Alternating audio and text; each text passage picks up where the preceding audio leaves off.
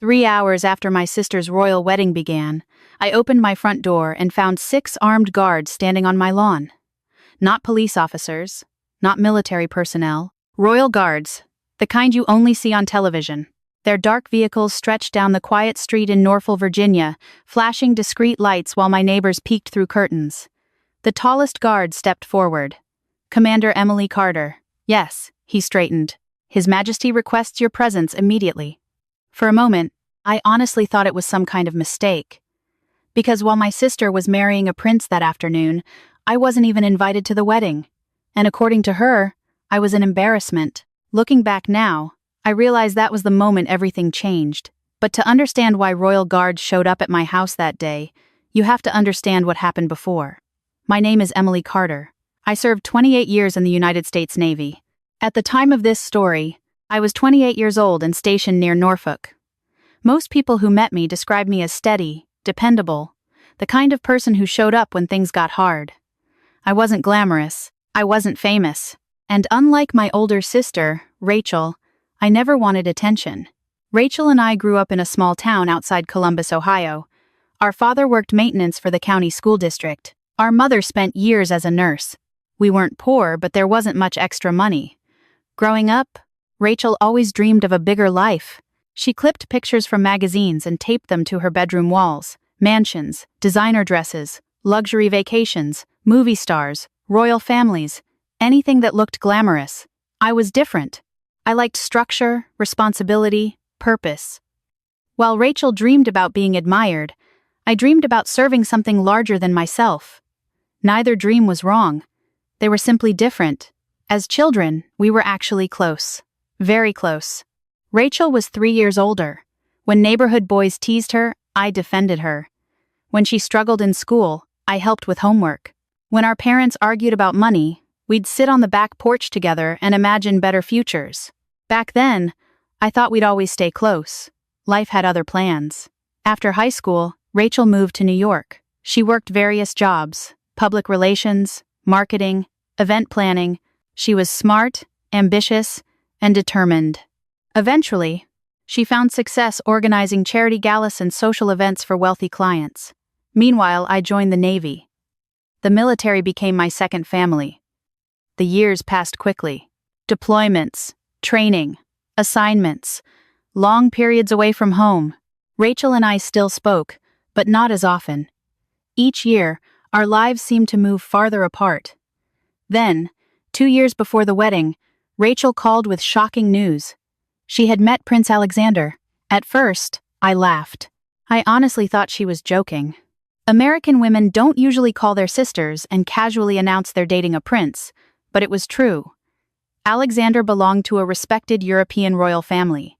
Not one of the giant monarchies people talk about every day, but a real royal family nonetheless. Their relationship became serious quickly. The media loved the story. An American woman from Ohio, falling in love with a prince. It sounded like a fairy tale, and for a while, I was genuinely happy for her. Whenever reporters appeared on television discussing the engagement, I smiled. Rachel looked happy. That was enough for me. At least I thought it was. The first signs of trouble appeared after the engagement announcement. Rachel became increasingly concerned with appearances. Everything had to look perfect. Every photograph, every public event, every interview. She began speaking differently, dressing differently, even laughing differently, almost like she was becoming someone else. One evening, about 6 months before the wedding, I flew to New York to visit her. We met for dinner. At first, everything seemed normal. Then she started talking about the wedding, guest lists, royal protocol, media coverage, security. Eventually, she looked at me and said something strange. "You should probably avoid wearing your uniform around certain people." I frowned. "Why?" She hesitated. "It just doesn't fit the image." The image? I remember those words clearly because they hurt more than I expected. My uniform represented years of sacrifice, years of service, friends lost, family missed, dreams postponed. It wasn't an image. It was my life. I tried to laugh it off, but something between us shifted that night. As the wedding approached, our conversations became shorter, less frequent, more uncomfortable. Then came the phone call, the one I still remember word for word. I was sitting in my apartment after clear's throat a long day on base. The wedding invitations had already been mailed. Mine never arrived. At first I assumed it had been lost, so I called Rachel. "Hey," I said lightly, "just checking. I never got my invitation." There was a pause long enough to make my stomach tighten. Then she sighed. "Emily, only close family is being invited." I laughed nervously. "Rachel, I am close family." Another pause. Then came the sentence that changed everything. "You don't belong there." I felt my chest tighten. "What does that mean?" Her voice hardened. "Please don't make this difficult, Rachel." Another silence. Then she finally said it. "You're an embarrassment." The words hit harder than I can describe. Not because they were cruel, because they came from her. My sister, the girl who used to share a porch swing with me during thunderstorms. The girl I had protected my entire life. I couldn't speak. Rachel continued. "You don't understand how these events work. Help me understand. You just don't fit into that world." I stared at the wall. For several seconds, neither of us spoke. Finally, I whispered, "I hope you're happy, Rachel." Then I ended the call. I didn't cry immediately. The Navy teaches you how to compartmentalize emotions. But later that night, alone in my apartment, I sat quietly and wondered how we'd gotten so far apart. The wedding took place 3 weeks later. On the same morning, our local veterans organization held a memorial service honoring several sailors who had recently passed away. I chose to attend that service, not because I wanted revenge, not because I was angry, because those men mattered, and because I wasn't welcome anywhere else. As I stood among fellow veterans that morning listening to taps echo across the cemetery grounds, I tried not to think about Rachel, tried not to imagine the wedding, tried not to wonder whether she missed me at all. I had no way of knowing that 3 hours later, royal guards would arrive at my front door and the entire wedding would begin unraveling. The memorial service ended shortly before noon. I remained behind after most people had left. That wasn't unusual for me. Many veterans my age attended those ceremonies out of respect. The older veterans attended because they understood something many younger people hadn't learned yet. Time is precious, and people rarely appreciate each other enough while they're still here. The cemetery sat under a clear Virginia sky. A gentle breeze moved through the rows of flags. I stood quietly in my Navy dress uniform, hands folded behind my back, staring at a granite memorial. Beside me stood Chief Petty Officer Frank Dawson, a retired sailor in his 70s. Frank had become something of a mentor over the years. He looked over at me. "You seem distracted today." I smiled faintly. "Do I?" "You do." I laughed softly. "I guess I'm not hiding it very well." Frank nodded. "Wedding." I looked at him. "How did you know?" He grinned. "Because you've spent the last 20 minutes staring at that monument and not seeing any of it." That made me laugh. For the first time all morning, Frank rested a hand on my shoulder. "Family can wound you deeper than enemies ever could." Those words stayed with me because they were true. By the time I returned home, the royal wedding was already underway. Every major news channel seemed to be covering it. Television vans, commentators, guests arriving in luxury cars, drone footage, smiling reporters. The whole thing looked like something out of a movie. I carried a cup of coffee into my living room and sat down. Against my better judgment, I turned on the television. There was Rachel, my sister, standing beneath a floral archway worth more than my annual salary. She looked beautiful, radiant even. For a moment, I forgot my hurt, forgot the phone call, forgot the insult. I simply saw my sister, the girl I had grown up with. And despite everything, I wanted her to be happy. The commentator's voice filled the room. A true modern fairy tale. I muted the television. Fairy tales. Life was rarely that simple. As I watched the silent images on screen, memories began surfacing, the kind that arrive unexpectedly. When Rachel was 16, she desperately wanted to attend a summer leadership program. Our parents couldn't afford it. The tuition wasn't enormous, but it was more money than we had. I was 13. I spent the entire summer mowing lawns and cleaning garages around town. When the deadline arrived, I handed Rachel an envelope containing every dollar I'd earned. She cried. She hugged me so tightly I could barely breathe. "You didn't have to do this." I wanted to. Back then, that was enough. We took care of each other. Or at least I thought we did. Another memory surfaced. Rachel's first year in New York. She was struggling financially, working 2 jobs, living with 3 roommates, trying desperately to build a career. One night, she called me crying. She was 3 months behind on rent. I had just received a re-enlistment bonus from the Navy.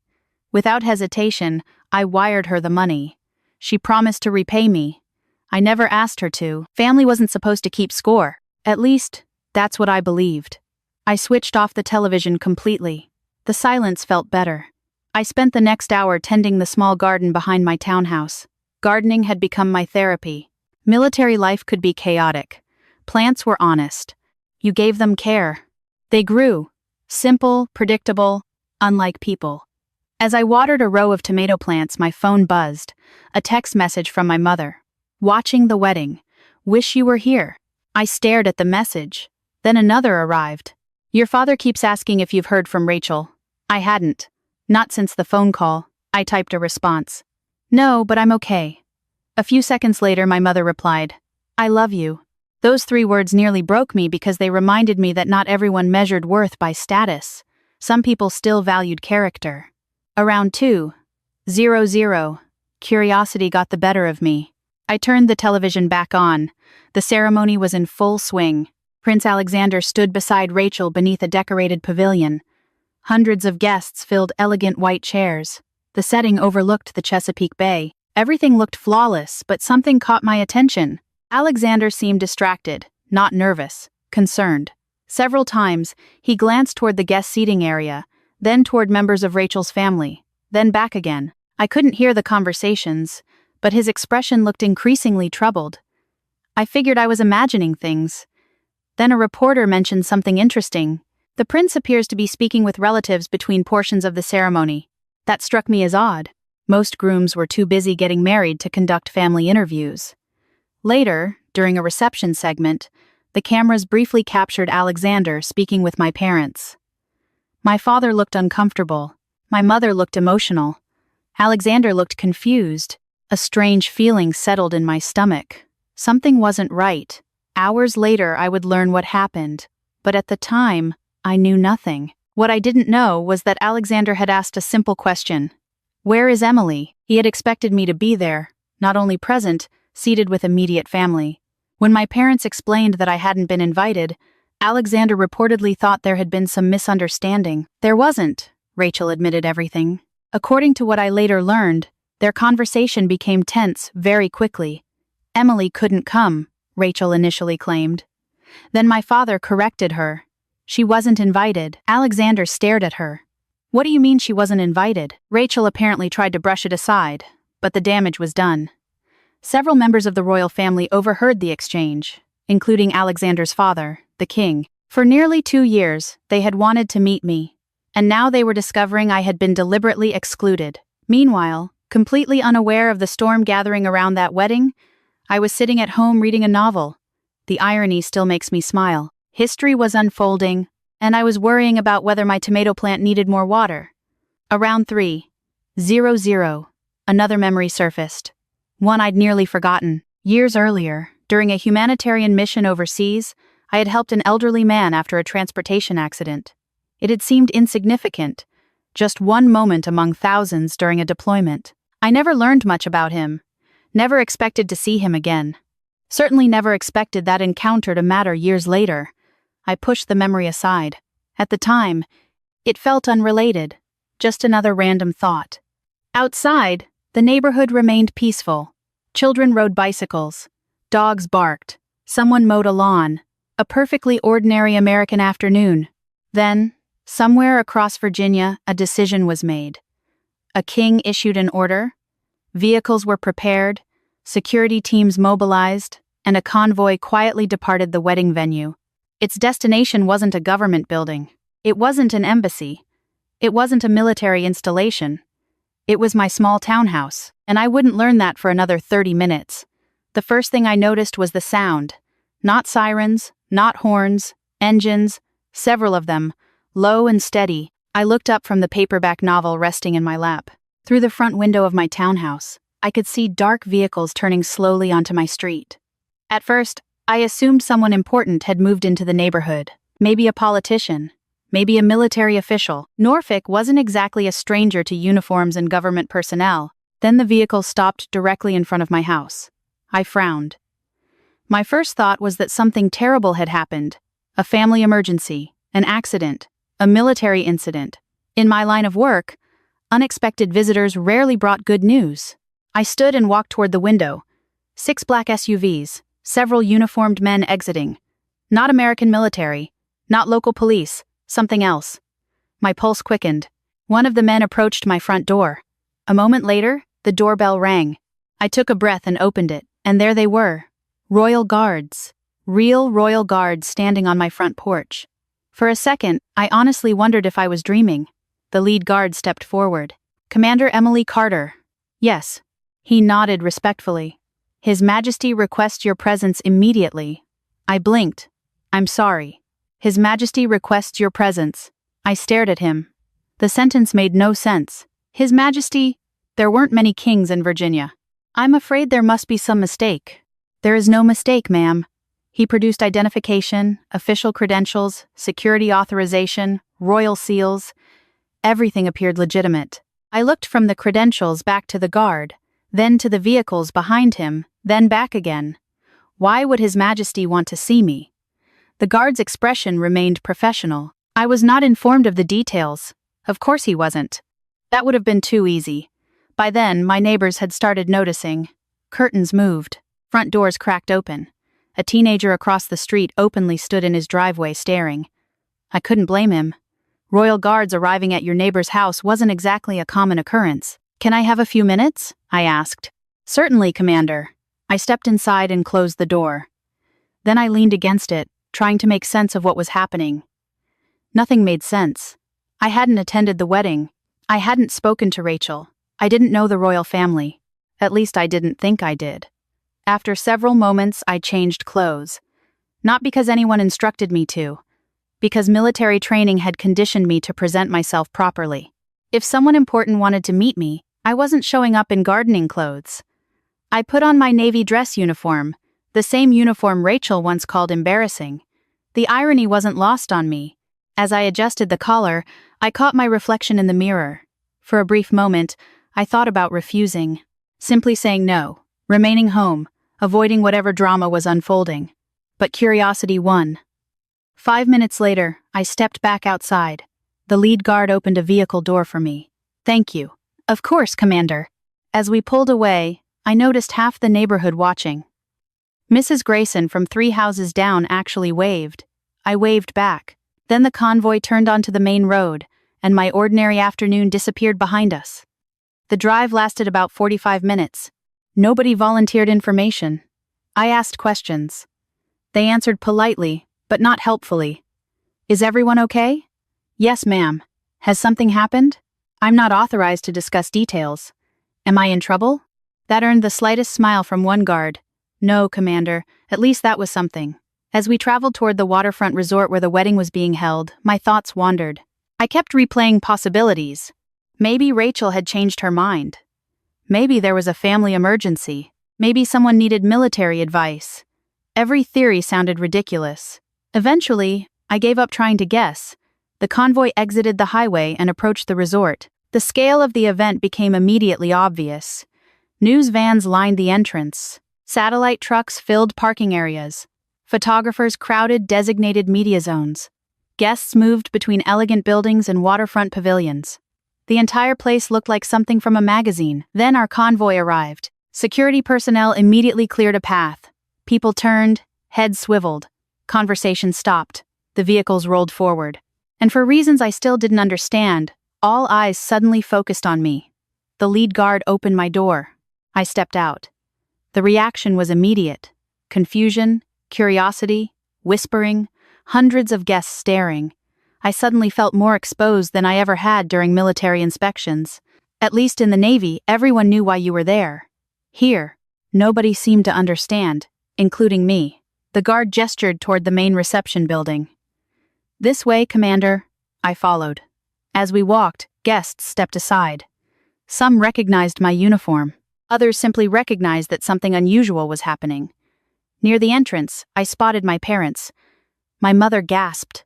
My father looked stunned. Neither appeared to know I was coming. That actually comforted me. At least they weren't part of whatever was happening. "Emily," my mother whispered. I hugged her. "Mom, what are you doing here? I was hoping you could tell me." That earned a nervous laugh. Before anyone could say more, another figure approached. Prince Alexander. In person, he looked different than he did on television. Less polished, more human, more nervous. He stopped a few feet away, then extended his hand. Commander Carter. I shook it. Your Highness. The prince smiled. Please call me Alexander. I wasn't sure royal protocol allowed that, but before I could respond, another voice interrupted. An older voice.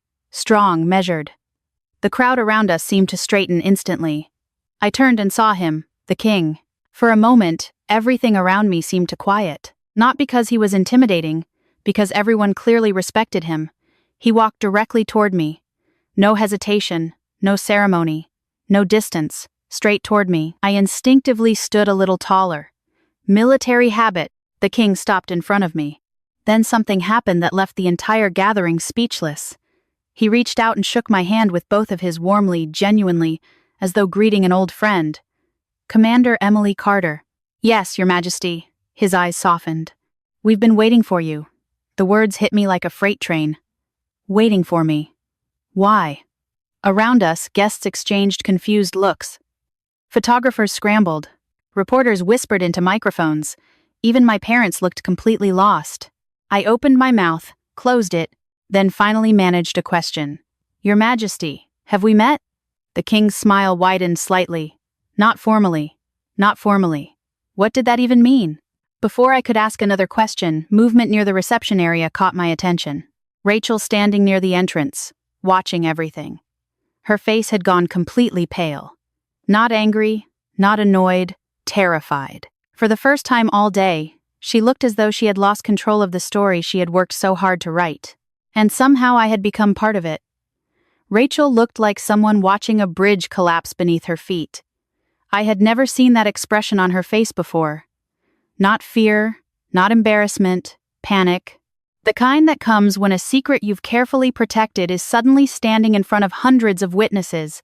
The king turned slightly toward the crowd. Would you join us inside, Commander? Of course, Your Majesty. I followed him into the main reception building. Alexander walked beside us. Several members of the royal family came along as well. The room we entered was elegant but surprisingly comfortable. No cameras, no reporters, just family members and a handful of senior advisors. My parents were invited in. Rachel followed reluctantly. The moment the door closed, the atmosphere changed. The noise of the wedding faded away. The king motioned toward a chair. Please sit. I obeyed. Military training had taught me how to remain calm under pressure. But at that moment, I was struggling. Nothing about this day made sense. The king sat across from me. For several seconds, he simply studied my face. Then he smiled. Yes, he said softly. It's definitely you. I exchanged a confused glance with my father. He looked just as lost as I felt. Finally, I asked the question that had been driving me crazy. Your Majesty, have we met before? The king leaned back in a way. Then he looked toward Alexander. The prince nodded. It seemed they had discussed this moment many times. The king folded his hands. 6 years ago, you were serving aboard a Navy humanitarian mission in the Mediterranean. My eyes narrowed. The Mediterranean. Immediately, memories began stirring. The deployment had involved disaster relief after a devastating coastal storm. Thousands of civilians had been displaced. Our team spent weeks assisting local authorities, medical aid, supply distribution, evacuation support. Long days, little sleep. I nodded slowly. Yes. The king's smile widened. During that mission, there was an accident involving a transport vehicle. A memory surfaced. Suddenly, unexpectedly, an older man, a damaged vehicle, rain, blood, chaos. I stared at him, and for the first time, recognition flickered. Not recognition of his face, recognition of the situation. The king continued. You pulled an injured stranger from a wrecked vehicle. The room became very quiet, I remembered. Not perfectly, but enough. The accident had happened on a narrow coastal road. Our team had been transporting supplies when another vehicle lost control during severe weather. Several people were injured. One elderly passenger had been trapped. I remembered helping him, stabilizing injuries, keeping him conscious, waiting for medical personnel. It had lasted maybe 2 hours, 3 at most. Just another day during a mission, or so I had thought. The king smiled gently. I was that passenger, The room disappeared. At least it felt that way. For several seconds, I couldn't speak. I simply stared, trying to connect the memory to the man sitting across from me. The injured traveler from years ago, the king. It seemed impossible, yet somehow completely real. You were? I stopped. The king nodded. Yes. I leaned back slowly. My mind replayed fragments of that day. Rain hitting metal, emergency lights, the smell of fuel, an elderly man gripping my arm while medical teams worked. I remembered talking to him, trying to keep him awake, telling him stories about Ohio, about my family, about my Navy career. I had never known who he was. Not once. The king chuckled softly. You never asked my name. I laughed despite myself. No, sir. You never asked my position. No, you never treated me differently than anyone else. I shrugged. Because you were injured. The king's eyes softened. Exactly. The room fell silent again. Then, Alexander spoke. Father talked about that day for years. I turned toward him. The prince smiled. He said an American naval officer saved his life and refused every attempt to be rewarded. That part I remembered. After the accident, local officials had tried to thank our team. I accepted a handshake and moved on. That was normal. Military personnel don't perform acts of service expecting recognition. At least most don't. The king nodded. When I returned home, I asked my staff to identify you. I blinked. You did? We eventually succeeded. That explained a great deal, and yet, it explained almost nothing. Then why didn't anyone contact me? The king's smile widened. Because you specifically requested that no special recognition be given, I groaned. That sounded exactly like something I would do. Several people laughed, even my father. The king pointed toward me. That was precisely why I admired you. His expression grew more serious. Character reveals itself when nobody is watching. Those words settled heavily over the room, especially over Rachel. I could feel her discomfort without even looking at her. Alexander continued the story. 2 years ago, when Rachel and I became engaged, I learned your last name. His gaze shifted toward Rachel. At first, I thought it was coincidence. I already knew where this was going. Alexander sighed. Then I discovered you were sisters. He looked back at me. I was thrilled. The sincerity in his voice surprised me. I had wanted to meet you for years. The king nodded. As had I. I glanced toward Rachel. She refused to meet my eyes. The pieces were finally coming together. Slowly, painfully. The king continued. When wedding planning began, we specifically requested that Commander Carter receive a formal invitation. The room became still. My mother closed her eyes. My father lowered his head. Everyone knew what came next. Everyone except me. Although I was beginning to suspect, Alexander looked heartbroken. I assumed you had accepted. Rachel shifted uncomfortably. The king turned toward her, not angrily, but firmly. Rachel informed us that your military obligations prevented you from attending. I closed my eyes. There it was. The lie. The first lie. Anyway, Alexander spoke quietly. For months, we believed that. Then his voice hardened. Today I learned the truth. No one moved. No one spoke. Rachel finally whispered. I didn't think it mattered. The words hung in the air. I looked at her. Really looked at her. For the first time all day, I saw something beneath the polished image. Insecurity, fear, jealousy, old wounds. Rachel wasn't acting like a princess. She was acting like the frightened little girl I remembered from childhood. The girl who constantly worried she wasn't enough. The king spoke gently. Why? Rachel's eyes filled with tears. She didn't answer immediately. When she finally did, her voice was barely audible because everyone admires her. The room fell silent. No one expected that answer, not even me. Rachel looked down at her hands. I wanted one day to be about me. My heart sank because suddenly none of this felt like a royal scandal. It felt like a family tragedy. Years of insecurity, years of comparison, years of unspoken resentment, all leading to this moment. The king exchanged a glance with Alexander. Then he stood. I believe the guest deserved to hear the truth. Rachel's head snapped up. The color drained from her face. She knew exactly what he meant, and so did I.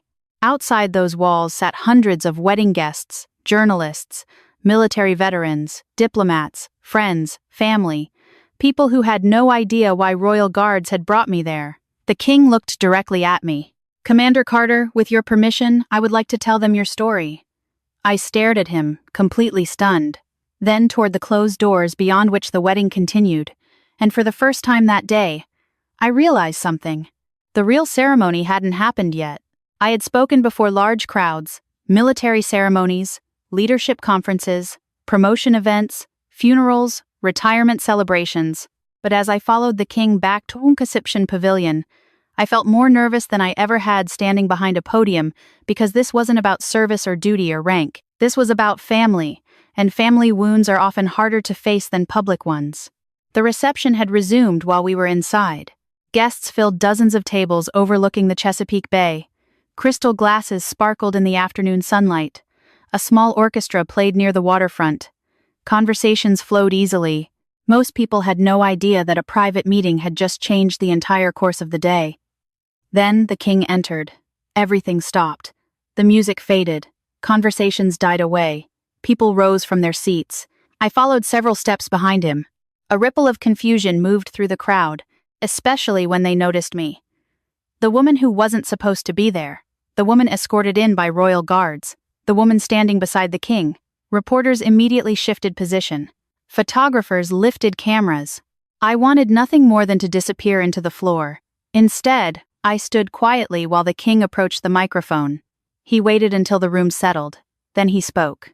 "My friends." His voice carried effortlessly across the pavilion. "Today is a joyful day."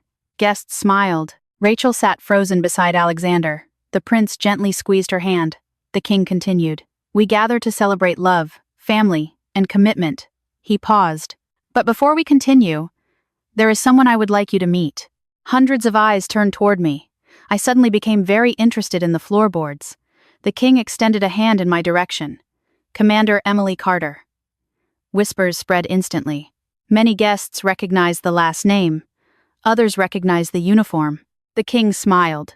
"Several years ago, during a humanitarian mission in the Mediterranean, an American naval officer saved my life." The whispers stopped. Every face focused on him, including mine. Even though I already knew the story, hearing it publicly felt entirely different. The king described the accident, the storm, the rescue, the long hours waiting for medical teams. He spoke not like a monarch recounting an official event, but like a grateful man remembering one of the worst days of his life. When he finished describing the rescue, he looked directly at me. Commander Carter never asked who I was. A few guests laughed softly. She never asked my title. More smiles. She never asked what reward might follow. Now the room was completely silent. The king placed one hand over his heart. She simply saw another human being who needed help. Something tightened in my chest. I wasn't accustomed to praise. Most military personnel aren't. We're trained to focus on the mission, not ourselves. The king continued. For years I wished to thank her properly. His gaze swept across the audience, and for years she made that impossible. Laughter rippled through the crowd. I couldn't help smiling. That sounded exactly like me. Then his expression grew serious. There is a lesson in her story. The pavilion became still. Titles matter less than character. His voice strengthened. Wealth matters less than integrity. A pause. Status matters less than service. I noticed several veterans seated near the front quietly nodding. They understood. The king pointed gently toward me. Greatness is not found in being admired. Another paused. It is found in how we treat people when no one is watching. For several seconds, nobody moved. Then one person stood. An older Marine veteran near the front. He began applauding. Another veteran stood. Then another. Within moments, the entire pavilion rose to its feet. Hundreds of people applauding. Not politely. Not out of obligation. Genuinely. The sound washed over me. And I honestly didn't know what to do. Part of me wanted to hide. Part of me wanted to cry. Instead, I simply stood there, trying to absorb a moment I never expected. The standing ovation lasted nearly a full minute. When it finally ended, the king stepped aside. Alexander approached the microphone. His expression was emotional. More emotional than I had ever seen during interviews. "Commander Carter," he began. Then he stopped and smiled. "Emily." The crowd chuckled. Alexander shook his head. "My father has spoken about you for years." He glanced toward the king. "To be honest, I started wondering if you were Then his expression softened. When I learned Rachel was your sister, I was excited. His gaze moved briefly toward his bride. I wanted to thank you personally. He looked back at me for what you did. The sincerity in his voice touched me, not because he was a prince, because he sounded like a son grateful that his father survived. That gratitude felt real, human, universal. Alexander raised a glass to Commander Emily Carter. The crowd raised their glasses. A second round of applause followed. This time, I finally managed a small wave. The audience laughed warmly. The tension eased. But as the applause faded, my eyes drifted toward Rachel, and that's when everything changed. Because she wasn't angry. She wasn't resentful. She wasn't defensive. She was crying. Not the careful tears people produce when cameras are nearby. Real tears, the kind that arrive when long-buried truths finally surface. For years, Rachel had chased admiration, recognition, status, validation, and now she was watching hundreds of people honor someone who never sought any of those things. I think that's when she finally understood the difference. Not between her and me, between achievement and character. The reception continued. Guests approached my table throughout the afternoon. Veterans, diplomats, family, friends, even reporters. Though security kept most of them at a respectful distance, everyone wanted to hear the story. I kept telling them the same thing. I was just doing my job. Most smiled politely. Few seemed convinced. Late in the afternoon, I stepped outside onto a quiet balcony overlooking the bay. For the first time all day, I was alone. The water shimmered beneath the fading sunlight. Sailboats drifted in the distance. The breeze felt cool against my face. I finally exhaled. The entire day felt unreal. A few hours earlier, I had been watering tomato plants. Now, I had just received a standing ovation at a royal wedding. Life has a strange sense of humor sometimes. The balcony door opened behind me. I didn't need to turn around. I already knew who it was. Rachel. Her footsteps stopped beside me. For several seconds, neither of us spoke. The silence wasn't awkward, just heavy. Years of hurt standing quietly between us. Finally, she wiped her eyes. Emily. Her voice cracked. I turned toward her, and for the first time since the wedding began, there were no reporters, no royalty, no audience. Just two sisters standing alone by the water, and I could tell from her expression that the conversation we were about to have would matter far more than anything that had happened on stage. For a long moment, neither of us spoke. The sounds of the reception drifted faintly through the closed balcony doors behind us. Laughter, music, glasses clinking, life moving forward. Yet on that balcony, time felt strangely still. Rachel stood beside the railing, staring out across the water. Her makeup was no longer perfect.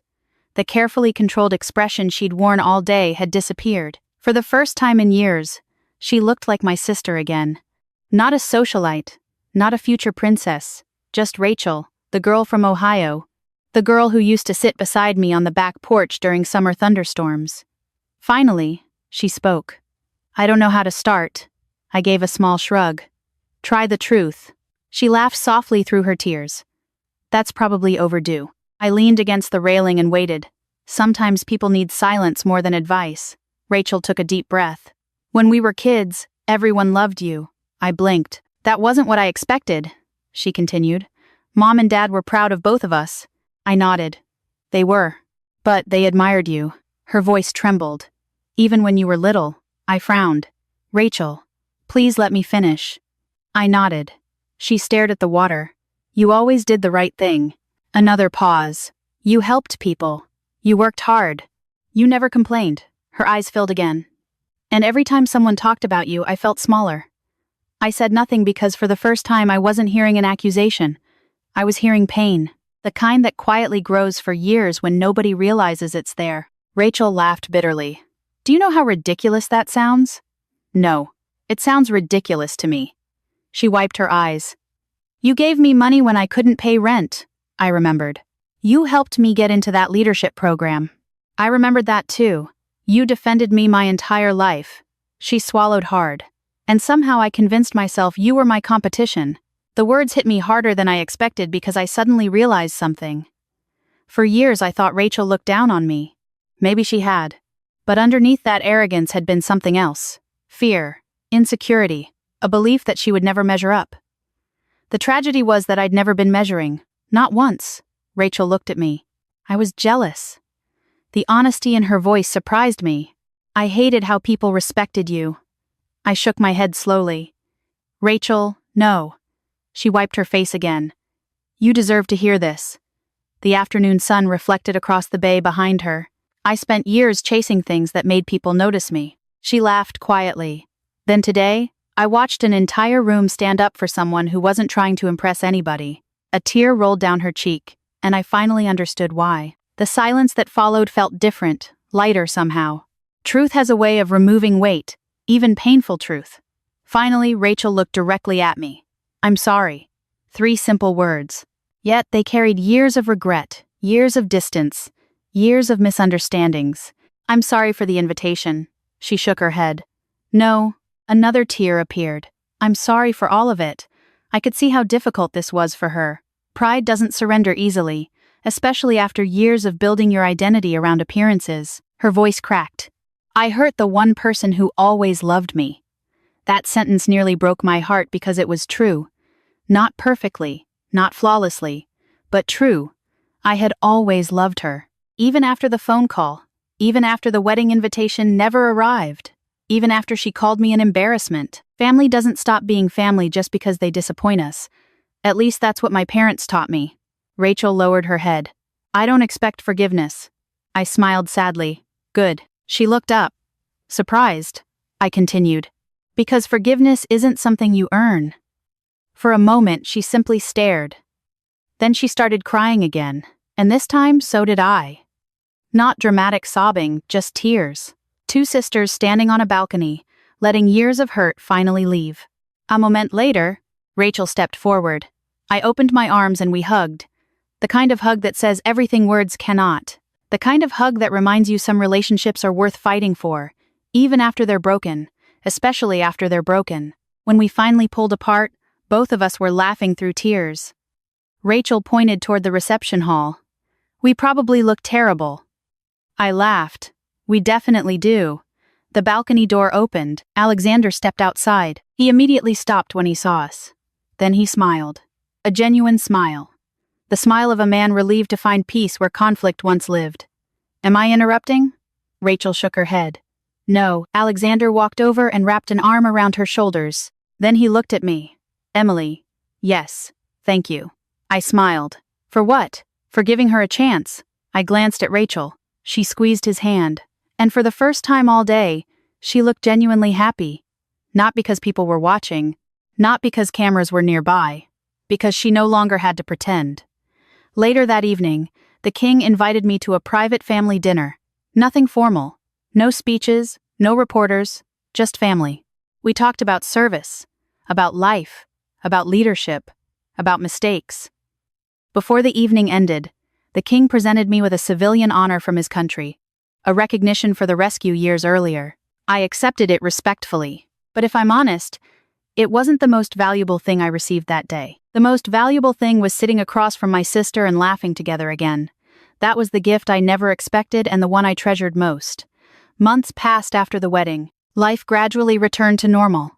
I remained in the Navy. Rachel and Alexander began their married life. The headlines eventually faded.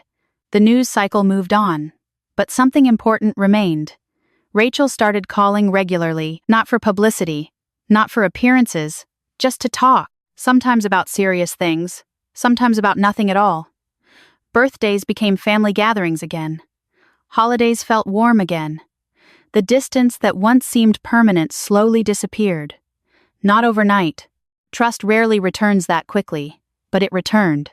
One conversation at a time, one phone call at a time, one act of grace at a time.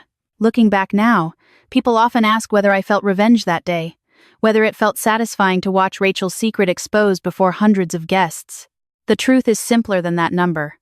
What I felt was sadness, then understanding, then compassion. Because the greatest victories aren't the moments when someone else falls. They're the moments when healing finally begins. Sometimes the people who hurt us are fighting battles we never see.